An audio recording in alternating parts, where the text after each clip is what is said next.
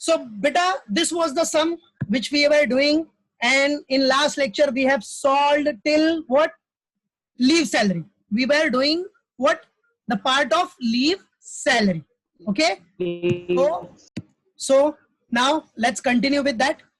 So before doing that, I'll show you that we have done till what?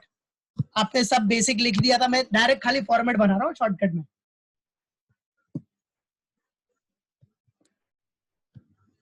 Right. सो हमने सब कुछ किया. That is first अपना क्या था? अपना सैलरी, और वो सैलरी पूरा कैलकुलेट किया था आपने. सैलरी 16,000 पर मंथ के बेसिस पे. यहाँ मैं डायरेक्ट लिख रहा हूँ. कल मैंने पूरा फुल फॉर्म लिखा था ना, सब पूरा एक्सप्लेन करके कि क्या है. अभी फिलहाल मैं डायरेक्ट लिख रहा हूँ इंटू 10 मंथ्स. ये तो कल हो ही चुका था बेटा. इंटू 10 मंथ्स का सैलरी, दैट इज 1,60,000. फिर इसके बाद हमने क्या किया था? सेकेंड वन क्या था अपना? पेंशन. भाई रिटायर हो गया 31 जैन को, तो जैन के बाद मार्च तक तो पेंशन मिलेगा ही. 2019-20 प्रीवियस ईयर है, तो प्रीवियस ईयर जो देखो, प्रीवियस ईयर जो भी है वो मार्च में खत्म होगा. राइट है. तो अगर जैन में रिटायर हो गया तो फरवरी और मार्च, ये 2 मंथ्स का उसको पेंशन मिलना ही है. तो पेंशन कितना हो जाएगा दिखा देते हैं. तो पेंशन कितना मिल रहा था बेटा उसको? 30% ऑफ बेसिक सैलरी. अब बेसिक सैलरी का 30%. देखो ये सैलरी 16,000 है, इसमें सब कुछ इंक्लूड है, बेसिक डीए जो कल मैंने लिखा है. तो आपका बेसिक सैलरी का कितना परसेंट है? 30%.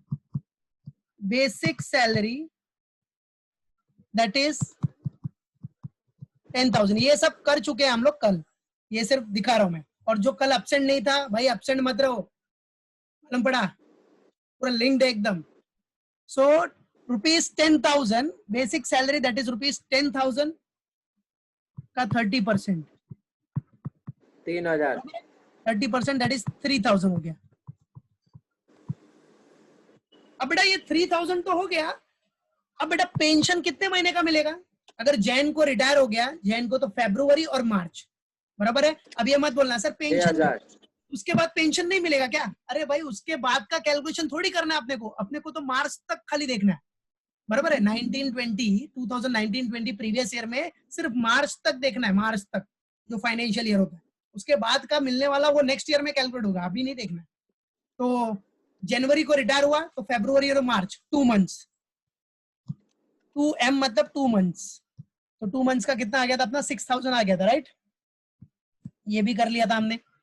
फिर हम लोग क्या कर रहे थे? Leave salary. राइट, ये पार्ट हम लोग कर रहे थे लीव सैलरी. लीव सैलरी और लीव सैलरी पे एडजस्टमेंट. देखो लीव सैलरी पे क्या एग्जेम्पशन मिलेगा, सब कुछ अपने को निकालना है. इसलिए इसका अमाउंट किधर लिखना पड़ेगा अपने को? इनर कॉलम में. तो लीव सैलरी कितना रिसीव किया था उसने? 75,000. he received leave salary of 75,000. अब उसमें से लेस एग्जेम्प्ट कितना होगा? एग्जेम्प्ट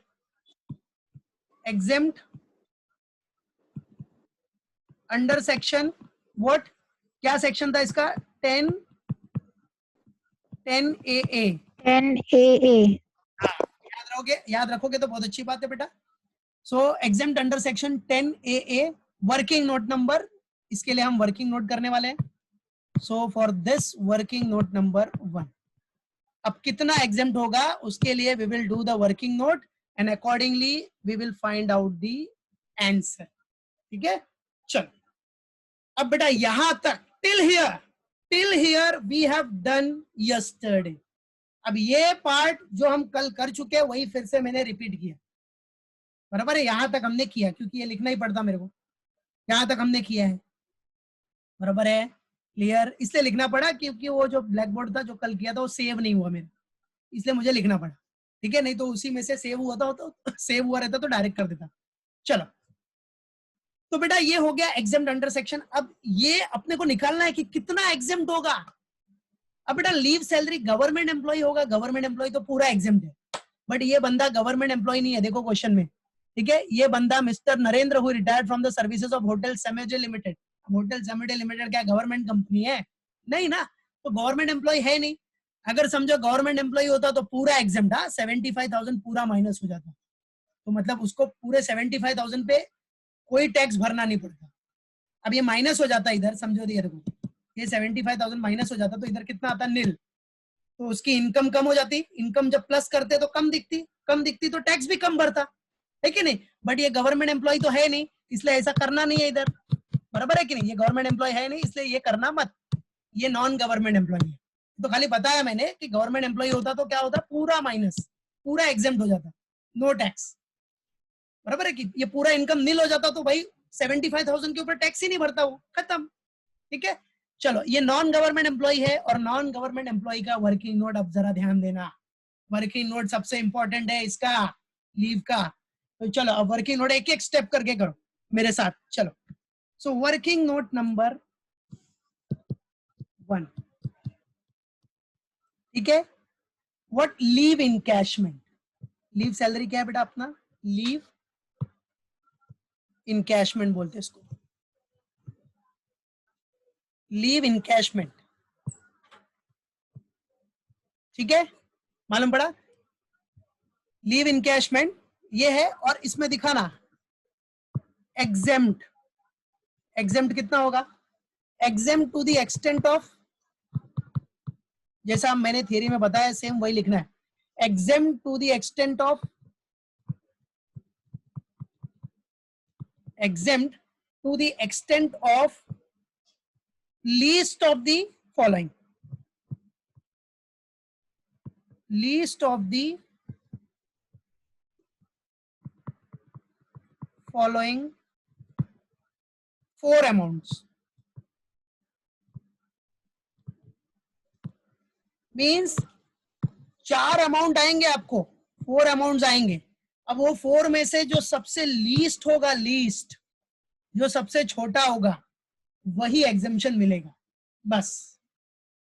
तो साथ में करो, everyone do it with me, do it with me, ठीक है। तो जो सबसे छोटा अमाउंट रहेगा that will be taken as what, exemption, सबसे कम वाला, यस।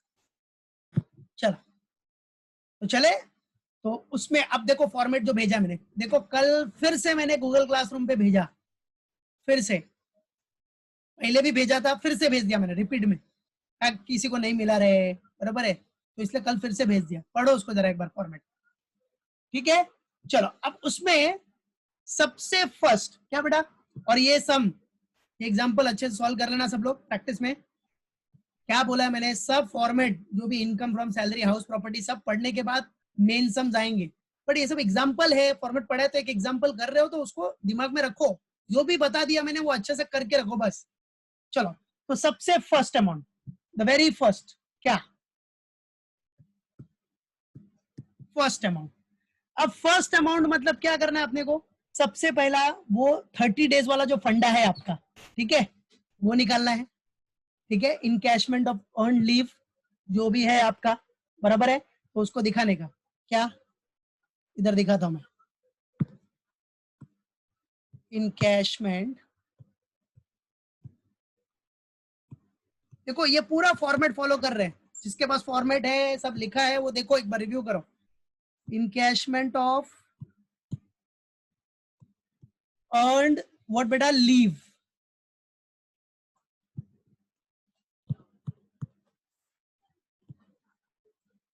इनकैशमेंट ऑफ व्हाट बेटा, अर्न लीव। और अपना इनकम टैक्स क्या बोलता है, कितना, एज पर इनकम टैक्स,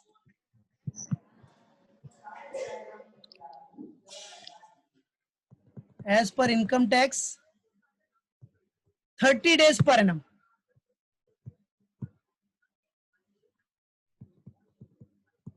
देखो एकदम सिंपल, धीरे से बता रहा हूं, धीरे धीरे करके बता रहा हूं, ध्यान से देखना, बराबर है, 30 डेज पर एनम, साथ में मेरे सॉल्व भी करते रहो, जब एक्सप्लेन करूंगा तो रुक जाना बस। तो encashment of earn leave 30 days per annum, ये इनकम टैक्स के हिसाब से। अब जरा देखो कंपनी ने कितना दिया है, कंपनी ने कितना दिया है, देखो जरा क्वेश्चन में, कंपनी ने कितना डेज दिया उसको बेटा, इधर है 45 डेज, राइट है, कंपनी ने 45 डेज दिया, as per income tax 30 days, and as per company, as per company 45 days,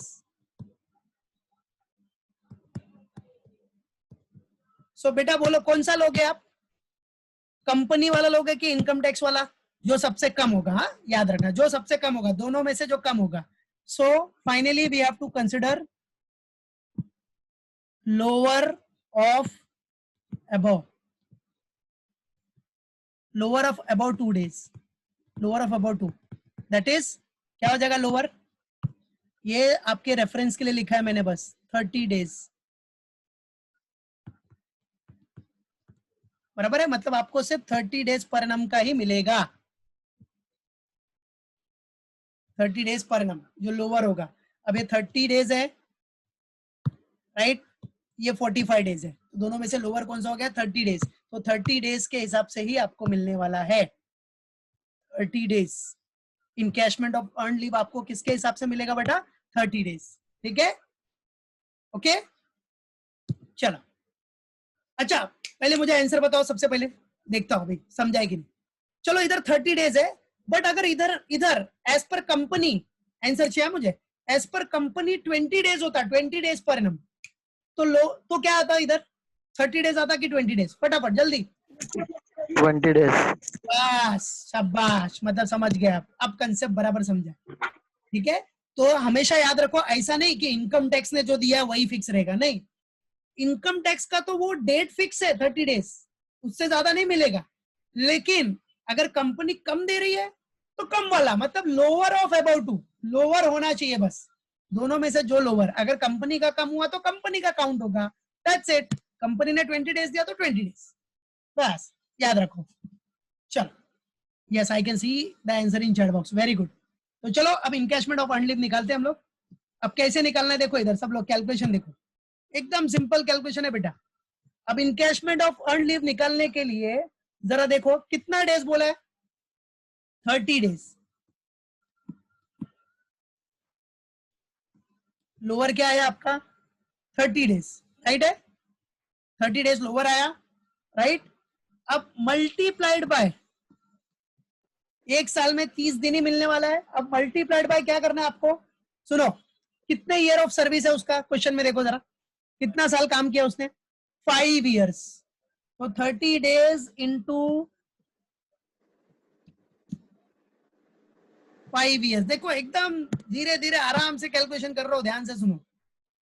5 years, 30 days, अरे एक साल में 30 दिन मिल रहा है, तो 5 साल में कितना हो जाएगा? 150 days डायरेक्टली मालूम पड़ रहा है.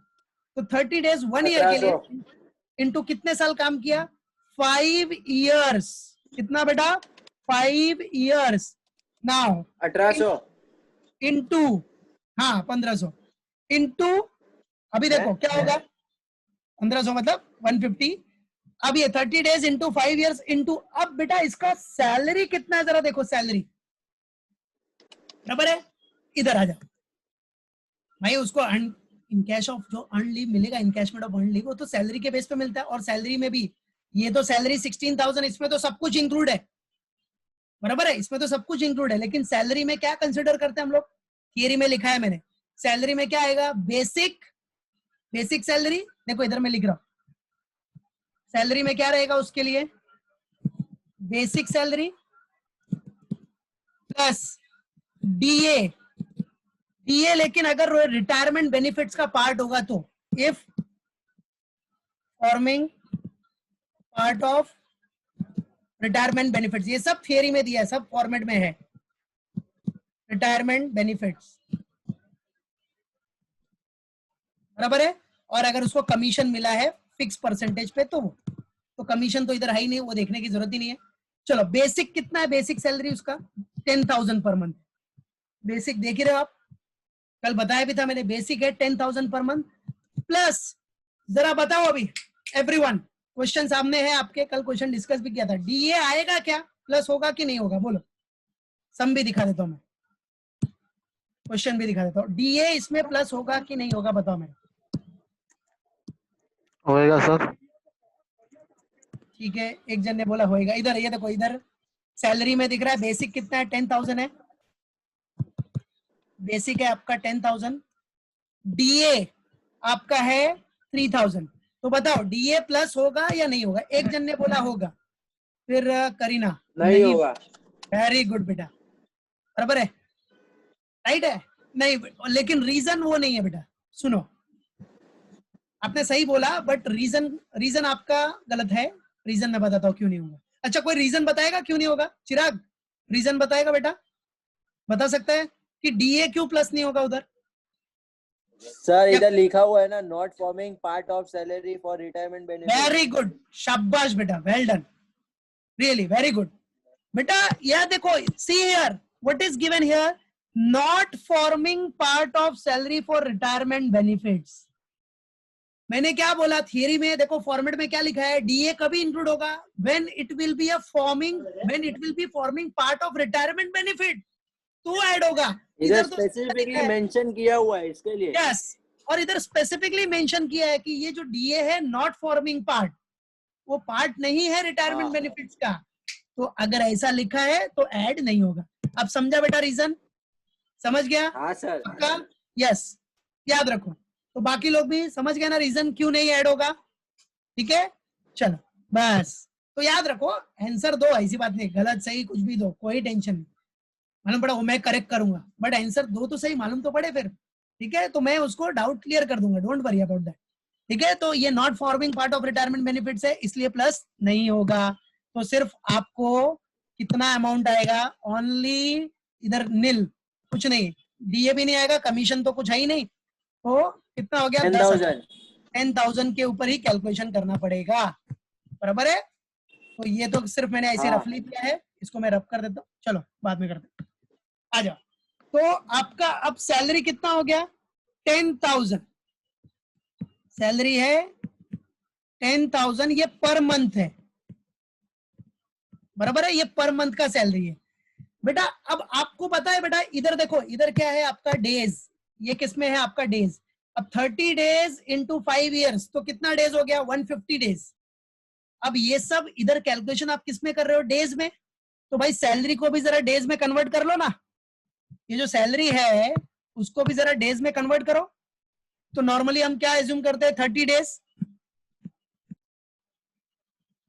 महीना है, महीने में मंथ्स में 30 डेज एज्यूम करते हो, पता है नॉर्मली एवरेज 30 डेज होता है।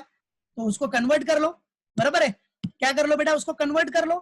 तो आ जाओ, अब देखो क्या करना, 30 डेज इंटू 5 ईयर्स, तो 5 साल में कितना डेज हो गया पूरा, 150 डेज हो जाएंगे, बराबर है? Multiplied by 10,000 per month divide by 30, ठीक है? 1 मंथ में 30 डेज हो गए, ठीक है? अब जरा कैलकुलेट करो, कैलसी है सबके पास, तो करो 50,000।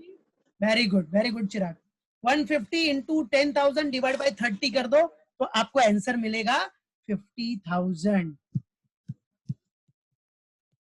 50,000, दैट्स इट। तो ये हो गया अपना first calculation, that is encashment of earn leave का। किसका कैलकुलेशन हुआ, first calculation encashment of earn leave. चलो, अभी ये तो पहला हुआ, अभी अपने पास 4 चाहिए, 4 अमाउंट चाहिए, 4 में से जो लीस्ट होगा वो पहला हो गया। चलो सेकंड आ जाओ, अभी नेक्स्ट सेकंड क्या करते हैं हम लोग, सेकंड देखो फॉर्मेट में क्या लिखा है मैंने, 10 मंथ एवरेज सैलरी, क्या लेते हैं हम लोग, 10 मंथ्स एवरेज सैलरी सेकंड में, 10 मंथ्स, बराबर है, एवरेज सैलरी फॉर्मेट में लिखा है मैंने। तो इसका मतलब क्या हो गया, 10 मंथ्स इनटू एवरेज सैलरी कितना हो गया, एवरेज सैलरी आपका कितना, वही सेम बेसिक प्लस डीए, तो डीए तो आएगा ही नहीं, 10,000, ठीक है, राइट है? तो 10 months average salary that is 10 months, that is 10 into कितना हो गया, 10,000। तो कर लो जरा कितना आ गया, देखो ये फॉर्मेट है ना अपना, 10 इंटू एवरेज सैलरी, ये लिख देता हूं मैं, देखो 10 मंथ्स है, फिर इधर पूरा बता देता हूं, एवरेज सैलरी ऑफ या average salary for last 10 months, shortcut में लिख दिया तो 1 लाख, शायद कंफ्यूज हो जाओगे, इसलिए पूरा फुल फॉर्म लिख देता हूं, पूरा ओवरऑल 10 इंटू ये आपका 10, जैसा फॉर्मेट है उसके हिसाब से बता रहा, 10 into average salary for last 10 months, ठीक है? देखो पूरा फॉर्मेट वाइज, फॉर्मेट चेक करो, देखो ये सब दिखेगा आपको सेकंड वाले में, 10 into average salary of last 10 months, average salary for last 10 months, तो 10, ठीक है, into average salary for last 10 months कर लो, so 10 into average salary for last 10 months, वही हो गया 10,000, तो कितना हो गया बेटा 1 लाख। ये पूरा फॉर्मेट है बेटा, पूरा सब फॉर्मेट में दिया है। अभी आज कर रहे हो ना, घर पे देखो फॉर्मेट रिव्यू करना है, 1 2 3 4 जो सर ने फॉर्मेट में लिखा है वैसा ही किया है क्या, बराबर है, इसलिए इधर देखो पूरा फॉर्मेट वाइज ही कर दिया, नहीं तो शॉर्टकट में लिखा था ना मैंने ऊपर, तो इसलिए पूरा फॉर्मेट, ताकि आपको रिव्यू करने में भी टेंशन ना हो। 10 into average salary for last 10 months, जो फॉर्मेट में लिखा है मैंने, ठीक है, तो ये हो गया सेकंड। फिर अभी नेक्स्ट आ जाओ थर्ड वन। अब थर्ड वन के लिए क्या करना है, थर्ड वन का तो अपना लिमिट वाला अमाउंट है, वो तो फिक्स है, लिमिट मतलब जो गवर्नमेंट का लिमिट है कितना है, इसमें इनकम वही है ना सर, जो लोअर अमाउंट आएगा वो लेने का है ना। हाँ, लोअर वाला जो अमाउंट आएगा वो लेना बेटा। तो गवर्नमेंट का लीव इनकैशमेंट का लिमिट कितना है, 3 लाख, ये भी फिक्स है, बराबर है, 3 अमाउंट हो गया अपना। अब बचा क्या, last fourth amount. Fourth amount अभी अपने को कैसे निकालना है, फोर्थ अमाउंट मतलब जो एक्चुअली रिसीव्ड है, अमाउंट एक्चुअल रिसीव्ड, और रिसीव्ड बेटा आपको दिख ही रहा है क्वेश्चन में कि एक्चुअली रिसीव कितना है आपका 75,000, 50,000 लेने का, मिला कितना है 75,000। तो चलो अब लोअर ऑफ ऑल 4 अमाउंट्स 50 कितना है चिराग, 50, ये तो फर्स्ट हो गया, फर्स्ट 75 है, सेकंड अपना 3 लाख है, ये थर्ड वाला 1 लाख है, और ये है 50, मतलब 50,000, तो लोअर अमाउंट है आपका 50,000, तो यही 50,000 आपको एग्जेम्प्ट होगा, ठीक है, डू इट। अब ये 50,000 हम लोग इधर दिखा देते हैं,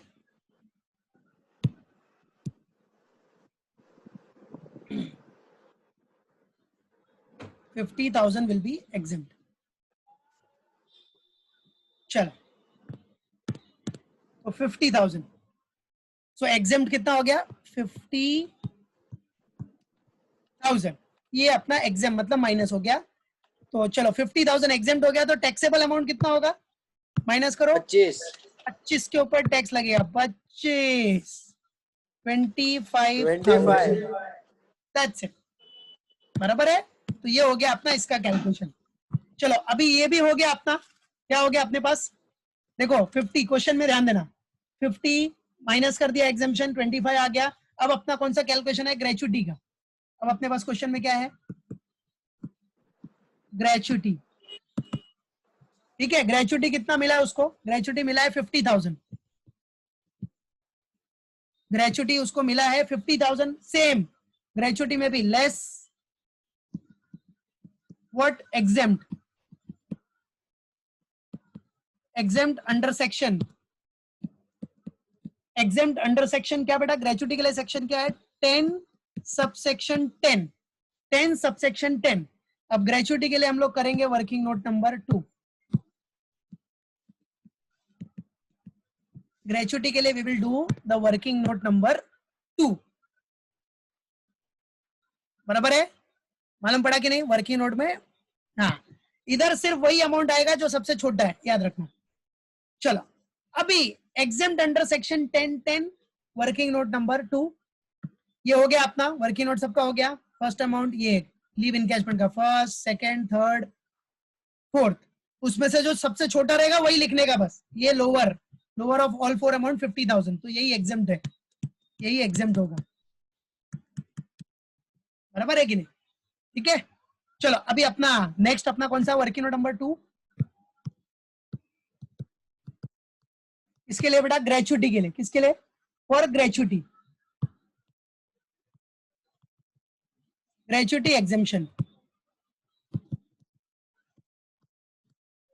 अब बेटा ग्रेचुटी में देखो गवर्नमेंट एम्प्लॉय होगा तो फुल्ली एग्जेम्प्ट, सेकंड क्या कैटेगरी बताया, थियरी पढ़ो, पोगा पेमेंट ऑफ ग्रेचुटी एक्ट होगा तो उसका कैलकुलेशन अलग है, लेकिन ये पोगा में भी नहीं है, क्वेश्चन में लिखा है ना, he is not covered under payment of gratuity act, तो ये कौन सा एम्प्लॉय हो गया, other employ,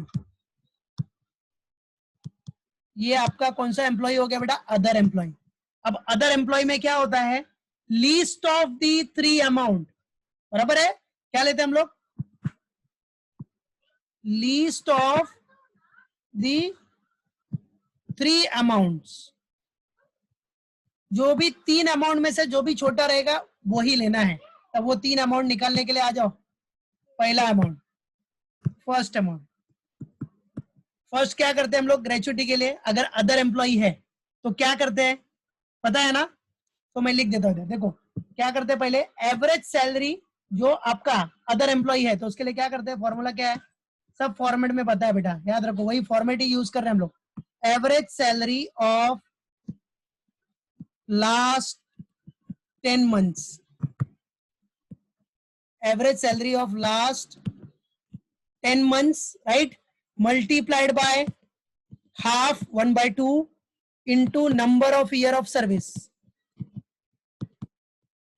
number of year of service, बराबर है। तो यही है अपना नॉर्मल पहला कैलकुलेशन, तो यही हो गया। तो चलो करो, अब यूज करो। Average salary of last 10 months तो पता ही है बेटा कितना है, यू नो दैट, बराबर है। एवरेज सैलरी कितना है लास्ट 10 months का, 10,000 into 1/2 into number of year of service कितना है उसका, 5 years। सब फॉर्मूला यूज कर लिया। तो चलो 10,000 into 1/2 that is 5,000 into 5 years कितना आ गया, 25,000। तो first amount we got it, first amount अपने को मिल गया, बराबर है। और ये अदर एम्प्लॉई है, पोगा एक्ट में नहीं कवर हो रहा है, याद रखना, लिखा है ना उधर, is not covered under POGA act, मतलब पेमेंट ऑफ ग्रेचुइटी है पोगा का, बराबर है, फुल फॉर्म है पेमेंट ऑफ ग्रेचुइटी है, वो उसमें कवर्ड नहीं हो रहा है। तो ये अदर एम्प्लॉई हुआ, क्या हुआ, अदर। चलो अभी फर्स्ट अमाउंट हो गया। सेकेंड अमाउंट, सेकेंड अमाउंट क्या होता है बेटा, वो जो लिमिट है, लिमिट कितना दिया है गवर्नमेंट ने, 20 lakhs, पता है ना, लिमिट, लिमिट का अमाउंट है 20 lakhs।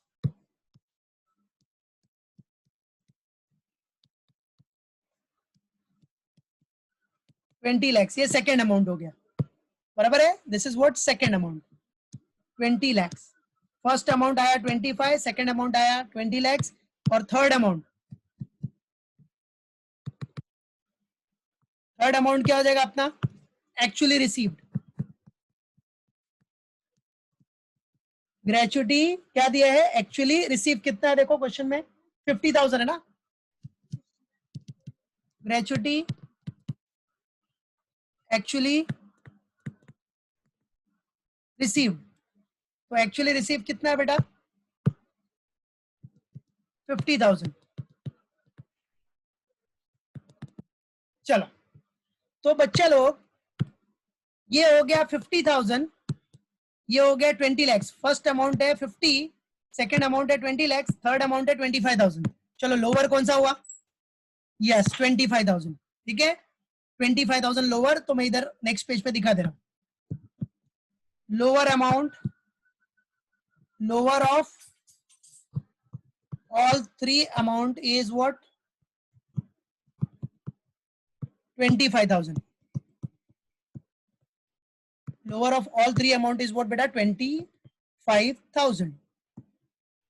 so 25,000 क्या हो जाएगा आपका, exempt, that's it, ठीक है। lower of all 3 amount is 25,000, तो 25,000 exempt हो गया। चलो तो 25,000 हम माइनस कर देंगे इधर से, आ जाओ फॉर्मेट में से। so 25,000 will be deducted।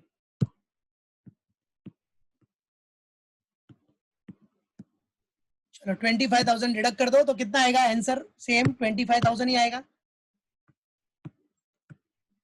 हो गया, अब सब हो गया, सैलरी का सब पार्ट आ गया। अब इससे क्या मिल जाएगा आपको, सबका प्लस कर लो, get the total of all, तो अपने को मिलेगा gross taxable salary, gross taxable salary, ये अपने को मिल गया ग्रॉस टैक्सेबल सैलरी। कितना gross taxable salary, get the total, 160 plus 6 plus 25, okay, 2,16,000. Very good बेटा, 2,16,000. ओके, चलो बाकी लोग अपना अटेंडेंस, सब लोग अटेंडेंस डाल दो पहले. चलो ये हो गया. फिर नेक्स्ट अपना क्या आता है बेटा? नेक्स्ट आता है आपको डिडक्शन. लेस सैलरी में से जो डिडक्शन होता है, क्या होता है? डिडक्शन. Deduction under section 16. तो डिडक्शन में बेटा आपको पता है कौन सा डिडक्शन मिलता है? सबसे पहला डिडक्शन तो फिक्स है आपका, स्टैंडर्ड डिडक्शन. कौन सा? स्टैंडर्ड डिडक्शन, वो तो फिक्स है. स्टैंडर्ड डिडक्शन कितना मिलता है? 50,000 फिक्स.